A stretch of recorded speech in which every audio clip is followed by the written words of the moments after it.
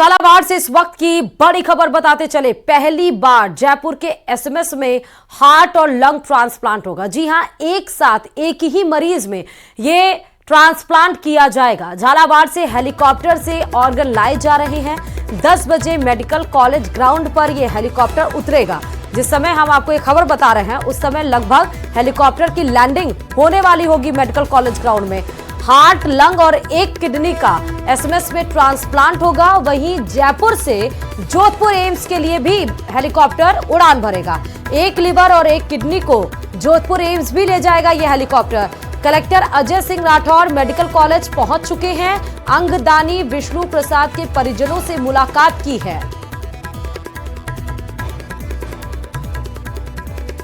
तो आपको 3 तस्वीरें दिखा रहे हैं। आप देखिए कि वो परिजन जिन्होंने अपनी कंसेंट, अपनी सहमति दी। दूसरी बात, हेलीकॉप्टर लैंडिंग की ये तस्वीरें आपको दिखा रही हैं। सबसे पहले ये जयपुर आएगा, उसके बाद वहां पर हार्ट और एक किडनी वहां पर दी जाएगी। एक व्यक्ति के शरीर में दोनों ट्रांसप्लांट कराना है।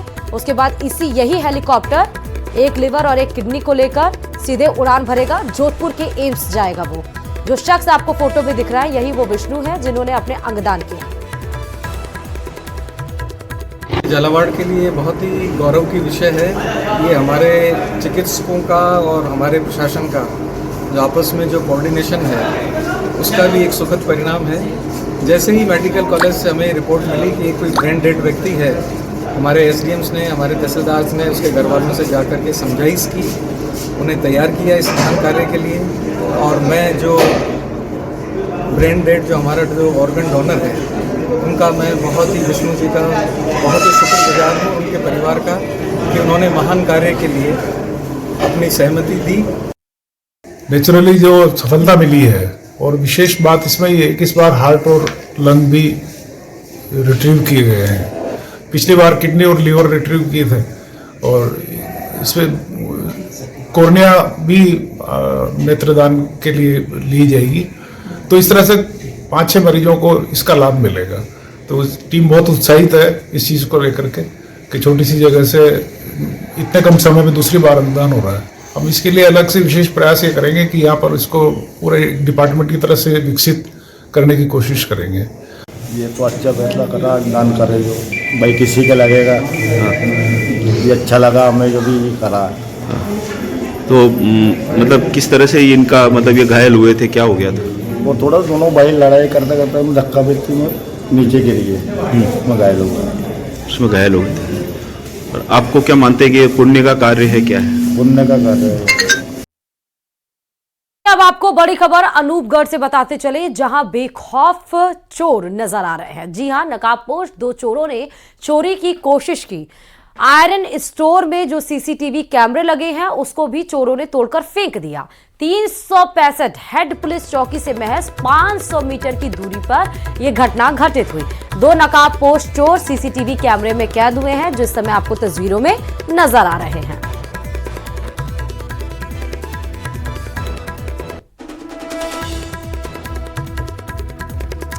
तो 365 चौकी के 500 मीटर दूर पर नकाबपोश चोरों का बेखौफ अंदाज आपको नजर आ रहा होगा। सीसीटीवी कैमरे जो लगे थे उसको भी निकालकर फेंक दिया, लेकिन ये कैद हो गए सीसीटीवी कैमरे में। अब इसके आधार पर पुलिस इनकी तलाश करेगी। फिलहाल आयरन स्टोर में जो सीसीटीवी कैमरे लगे थे, जहां पर चोरी की कोशिश इनके द्वारा करने की जा रही थी, वो नजर आई है। और इधर झुंझुनू के नवलगढ़ कस्बे में सब्जी मंडी के पास हुए हादसे में बाइक सवार एक युवक की मौत हो गई। जानकारी के अनुसार शनिवार रात को सीकर से नवलगढ़ के गुमचक्कर की ओर ये बाइक सड़क पर जा रही थी और उस दरमियान जाके ठेले से टकरा गई। हादसे के बाद आसपास के लोग मौके पर पहुंचे, बाइक सवार को संभाला। घायल बाइक सवार को निजी वाहन की मदद से नवलगढ़ जिला अस्पताल ले जाया गया, जहां डॉक्टर्स ने घायल बाइक सवार युवक को मृत घोषित कर दिया। सूचना के बाद पुलिस मौके पर पहुंची। नवलगढ़ पुलिस ने हादसे की जानकारी लेते हुए मृतक के शव को जिला अस्पताल की मोर्चरी में रखवाया है।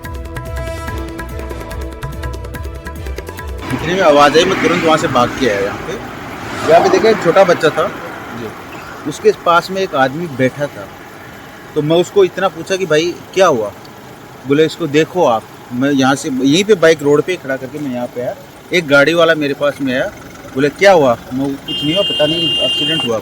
हम लोग क्या किया कि भाई रास्ता जाम हो रहा है, इसलिए हम लोग साइड में उस रेडी वाले को साइड में किया। रेडी को साइड में करने गए तो रेडी के पीछे एक बाइक और बाइक के साथ में एक आदमी गिरा हुआ। राजस्थान सरकार के कैबिनेट मंत्री किरोड़ी लाल मीणा की पत्नी और पूर्व मंत्री गोलमा देवी का एक वीडियो सामने आया। वीडियो में पूर्व मंत्री गोलमा देवी चूल्हे पर खाना बनाती हुई नजर आ रही हैं। गोलमा देवी के द्वारा बाजरे की रोटी बनाने की तस्वीरें सोशल मीडिया पर वायरल हो रही हैं और लोग इन तस्वीरों की सराहना कर रहे हैं। धरातल से जुड़ी पूर्व मंत्री गोलमा देवी अपने घर के काम खुद करती हैं। उम्र की अधिकता होने के बावजूद भी पूर्व मंत्री गोलमा देवी अपने हाथ से पकाई हुई बाजरे की रोटी खाना पसंद करती हैं और इसी कारण आज गोलमा देवी खोहरा मुल्ला गांव में अपने घर पर बाजरे की रोटी बनाती हुई नजर आई। तो जो तस्वीरों में आपको दिख रही हैं पूर्व मंत्री गोलमा देवी, आप देखिए बाजरे की रोटी तो बना रही हैं, साथ ही चूल्हे पर ये रोटी बना रही हैं, जो सोशल मीडिया पर खूब वायरल हो रहा है और जिसकी लोग सराहना भी कर रहे हैं। आधा दिसंबर बीत चुका है और सियासी गलियारों में भजनलाल मंत्रिमंडल के विस्तार की सुगबुगाहट भी तेज हो गई है। मंत्रिमंडल में और भी कई नाम जुड़ सकते हैं जिन पर चर्चा का बाजार गर्म है। देखिए रिपोर्ट।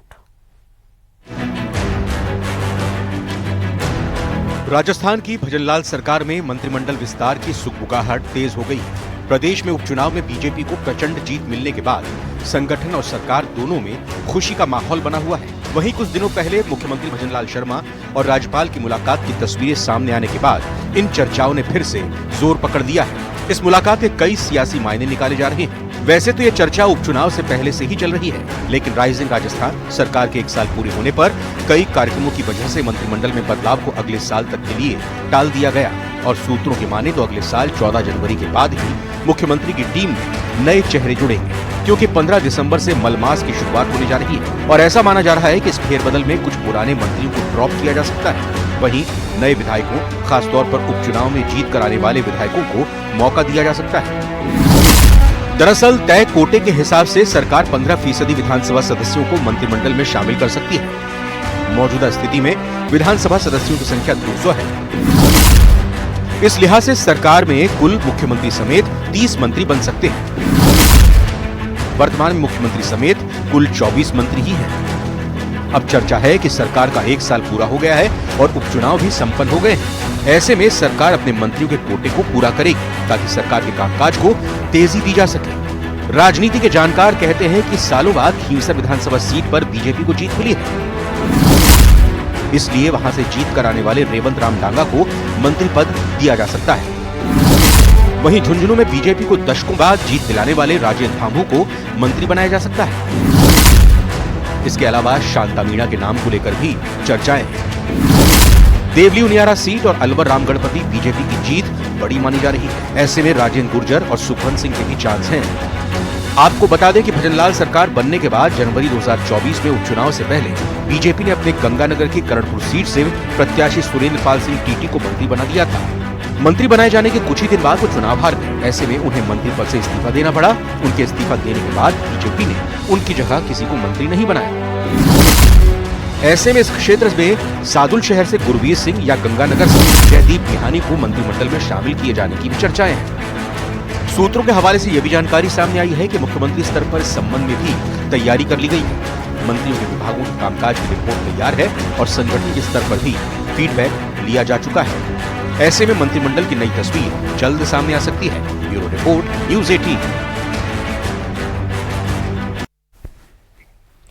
और चलिए खबरों में आगे बढ़ते हुए सीधी खबर आपको कोटा से बता रहे हैं। कोटा को पर्यटन के पटल पर आगे लाने के लिए अब कोटा महोत्सव शुरू होने वाला है, जिसका आयोजन 23 से 25 दिसंबर तक किया जाएगा। जी हां, कोटा महोत्सव के तीनों दिन चंबल रिवर फ्रंट पर एंट्री को निःशुल्क रखने का फैसला लिया गया है। रिवर फ्रंट के शौर्य घाट पर हर दिन तक food court, photo exhibition, craft बाजार, अमृता हाट, लघु उद्योग मार्ट, कैरियर फेयर और पेंटिंग वर्कशॉप का आयोजन किया जाएगा।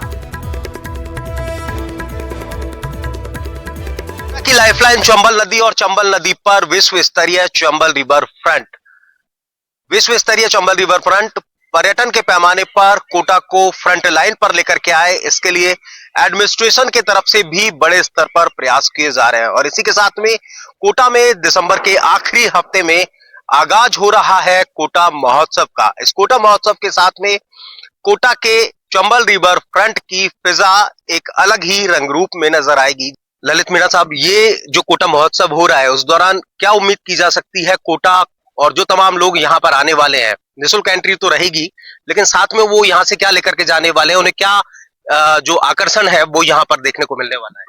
एक्चुअल में माननीय कलेक्टर महोदय, माननीय एडीएम मैडम सीलिंग और सचिव कोटा विकास प्राधिकरण के निर्देशानुसार यहाँ पर तैयारियां चल रही हैं। जो 23 तारीख से कोटा महोत्सव होगा उसमें एमएसएमई, आपका अमृता हाट के जो लोग हैं वो यहाँ आएंगे और राजस्थान के जहाँ पर जो चीजें फेमस हैं अमृता हाट द्वारा वो यहाँ प्रदर्शनी लगाई जाएगी। उनकी लगभग 50 से 70 दुकानों का टारगेट है लगाने का। कैरियर से रिलेटेड भी यहाँ पर इंडिया की जो यूनिवर्सिटीज हैं, जो टॉप यूनिवर्सिटीज हैं और जो अच्छी यूनिवर्सिटीज हैं, उनकी स्टॉल्स लगाई जाएंगी। यहाँ पर जो स्टूडेंट यहाँ आएगा उसको उसके कैरियर के बारे में यहाँ हर स्टॉल पर हर तरीके की जानकारी दी जाएगी। एमएसएमई के भी प्रोडक्ट यहाँ लगाए जाएंगे। उसके अलावा फूड कोर्ट की भी यहाँ व्यवस्था की गई है। और सबसे बड़ा जो चंबल रिवर फ्रंट विश्व स्तरीय है उसमें आपको एलईडी गार्डन है, जो अट्रैक्शन पॉइंट है, राजस्थानी घाट है। बूंदी जिले में नाबालिग बेटियों की खरीद फरोख्त के मामले बढ़ रहे हैं। 5 दिन पहले मध्य प्रदेश के गुना जिले की 13 वर्षीय नाबालिग को 1 लाख रुपए में रायथल थाना इलाके के एक गांव में बेचने का मामला सामने आया। देखिए इसी पर यह रिपोर्ट।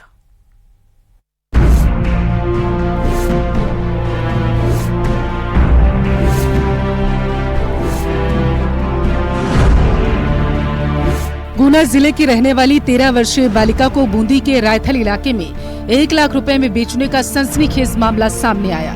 पीड़िता को 3 दिनों तक बंधक बनाया गया। एक युवक ने दुष्कर्म भी किया। बच्ची ने विरोध किया तो उसे डराया गया, धमकाया गया, मारपीट भी की गई। बच्ची मौका पाकर वहां से भागकर रात को कोटा खटखड़ रोड पहुंची। यहाँ लोगों ने बच्ची को अकेला देखकर उसे रोका। बाद में रायथल पुलिस को अवगत करवाया गया। पुलिस ने पूछताछ की तो पीड़िता ने घटनाक्रम के बारे में बताया। थाने में महिला पुलिस भी नहीं थी। पुलिस के द्वारा रात्रि में सूचना दी गई कि एक मध्य प्रदेश की बालिका है और जिसे उसके चाचा चाची जो रिश्ते में लगते हैं बालिका को घर से ले आए और यहाँ पर बूंदी जिले के किसी गांव में उस बालिका को 1 लाख रुपए में बेचा है। बहरहाल पुलिस कर्मियों ने बच्ची को थाने ले जाने की जगह तत्काल बाल कल्याण समिति की अध्यक्ष सीमा पोद्दार को घटना की जानकारी दी। पीड़िता को लेकर 2 बजे बाल कल्याण समिति सदस्य के पास पहुंचे। यहां समिति ने बच्ची को अपनी देखरेख में लेकर काउंसलिंग की तो चौंकाने वाला खुलासा हुआ। रायथल थाना प्रभारी सुरजीत सिंह ने बताया कि दुष्कर्म खरीद फरोख्त का मामला दर्ज कर जाँच की जा रही है।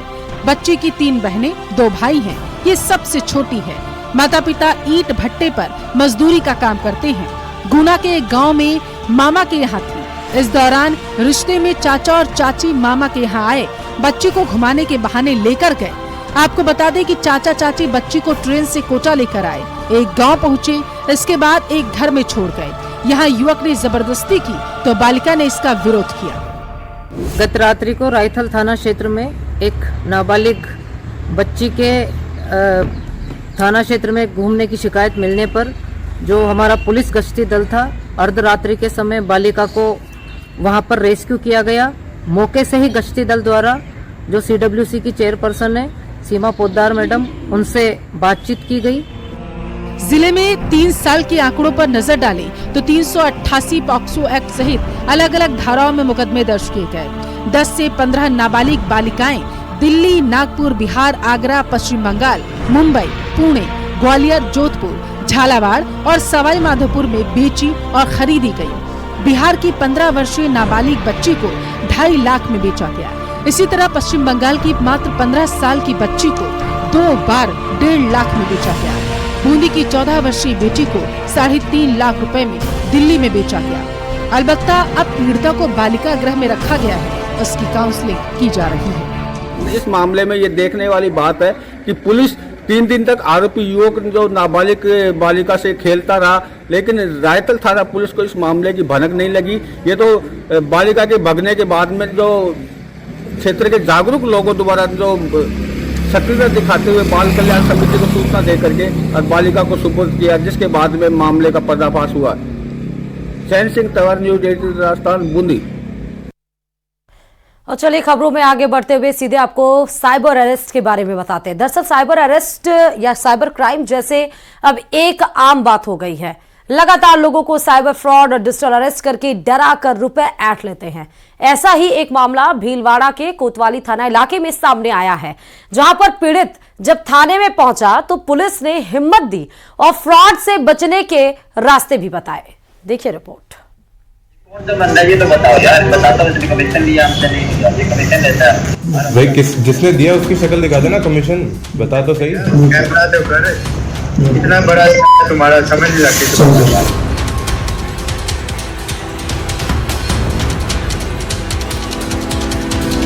डिजिटल अरेस्ट करने वाले ऑनलाइन लुटेरों का कारनामा भीलवाड़ा शहर में भी देखने को मिला।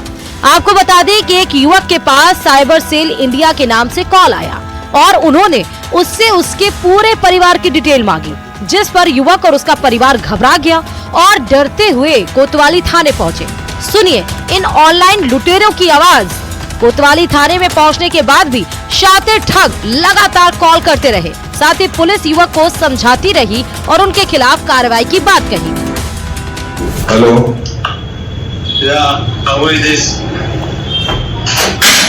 हेलो, अंजिल, शक्ल दिखाना आपकी, शक्ल दिखाओ ना एक बार, कैमरा ऑन करो। क्या शक्ल क्या करना है? दिखाओ तो सही। क्या शक्ल देखनी है? हाँ बढ़िया लगती शक्ल देखनी है, कैसे दिखते क्या हो? घर में दिखानी है शक्ल। हाँ कौन है इसकी तरफ कैमरा करना, ये कौन है? पुलिस है ये? हाँ पुलिस ही है। ये पुलिस है? अच्छा करो इसकी तरफ। कमीशन खाते हैं हमसे, ये जिनके पास तुम आए हो ना, कमीशन खाते हैं हमसे, समझ रहे हो ना? हफ्ता लेते हैं हमसे। अच्छा हफ्ता लेता है तो तुम? हफ्ता लेते हैं हमसे। ये सही है, वही है जिसको शास्त्री नगर में रहने वाले अंजलि जैतलिया के पास शुक्रवार शाम को व्हाट्सएप पर एक कॉल आता है, जिसमें कॉलर ने कहा कि उनके नाम का एक पार्सल दिल्ली से बैंकॉक जा रहा था, जिसको एयरपोर्ट पर रोक लिया गया है। उसमें अवैध सामान है। जब अंजलि ने बताया कि उसका ये पार्सल नहीं, तब कॉलर ने आधार कार्ड नंबर और पूरे परिवार की डिटेल बता दी। ये सुनकर अंजलि सीधे सिटी कोतवाली में रिपोर्ट दर्ज करवाने गए। ठगों के हौसले इतने बुलंद थे कि थाने में पुलिस की मौजूदगी में भी लगातार कॉल कर रहे थे। वहीं न्यूज 18 राजस्थान कैमरे के सामने भी ठगों ने अंजलि से बात की। जैसे उन्हें भनक पड़ी कि सब कुछ रिकॉर्ड हो रहा है और पुलिस कार्रवाई करने जा रही है, तो फोन काट दिया। हमें पता चल चुका है कि मीडिया यहाँ पर है, पुलिस यहाँ पर है और इनका डर साफ नजर आ रहा है और अब इन्होंने वापस फोन काट दिया है। तो लगातार जब भी हम न्यूज 18 के माध्यम से अपील करना चाहेंगे कि आप पहचानिए कि जो ऐसे फोन आते हैं, देखिए लगातार वापस फोन कर रहा है। लाइव डिजिटल अरेस्ट दिखाएंगे। हम खड़े हैं सिटी कोतवाली में, ये अपनी कंप्लेंट लेकर आए हैं यहाँ पर अपने पिता के साथ। और डिजिटल अरेस्ट कैसे किया जा रहा है बात करते हैं। फर्जी कॉल आ रहा है, अरेस्ट वारंट की बात कर रहे हैं और देखिए लगातार ये बात कर रहे हैं उस व्यक्ति से और उसको शक्ल दिखाने के लिए कह रहे हैं। अंजलि जेतलिया है और देखिए फोन अभी भी चालू है और अंजलि जेतलिया से हम बात करेंगे कि हुआ कैसे ये। अंजलि भाई, ये डिजिटल अरेस्ट करने की कोशिश की जा रही, क्या मामला है? इन्होंने कौन है ये लोग? पता नहीं सर कौन है। दिल्ली से फोन आया मेरे पास कि आपका दिल्ली से बैंकॉक एक पार्सल है जो कि एयरपोर्ट पर रोक लिया गया है, उसमें ये चीजें है। मैंने कहा मेरा कोई पार्सल नहीं है। तो बोलते हैं कि अगर आपका ये पार्सल नहीं है, उन्हें मेरे आधार कार्ड के नंबर, मेरा फोन नंबर, मेरे फादर का नाम सब कुछ बता दिया। उनके पास इतनी डिटेल है मेरी। इस पे लिखा हुआ क्या है? Cyber cell India with you always. आप लोगो देखिए किस चीज का लगा हुआ है। और मैं चाहूंगा मेरे सहयोगी आपको दिखाए कि हम किस जगह हैं। हम सिटी कोतवाली में हैं। बहुत ही अवेयरनेस तरीके से ये लोग यहाँ पहुंचे हैं। पुलिस इनको पूरा कोऑपरेट कर रही है।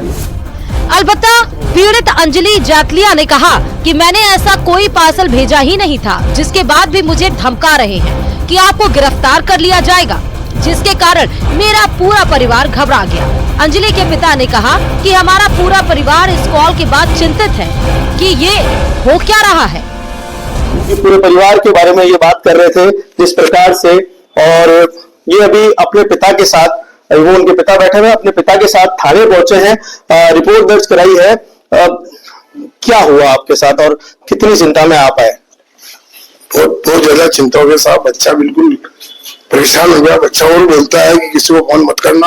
अभी भी ये फोन जो है आ रहा है। देखिए क्या लिखा हुआ है इस पर, दिल्ली साइबर सेल लिखा हुआ है। तो देखिए कहीं ना कहीं जो इन बदमाशों के हैं हौसले लगातार बुलंद नजर आ रहे हैं। और देखिए क्या डिमांड है इनकी, एक बार कोशिश करेंगे कि हम लाइव दिखा सके। बात कीजिए आप। Hello hello. हाँ यस टेल मी। क्या हुआ सर? क्या हुआ? क्या हुआ? और चलिए इसी के साथ ही वक्त हो चुका है छोटे से ब्रेक का। खबरों का सिलसिला लगातार जारी है, बने रहिए न्यूज़ 18 राजस्थान के साथ।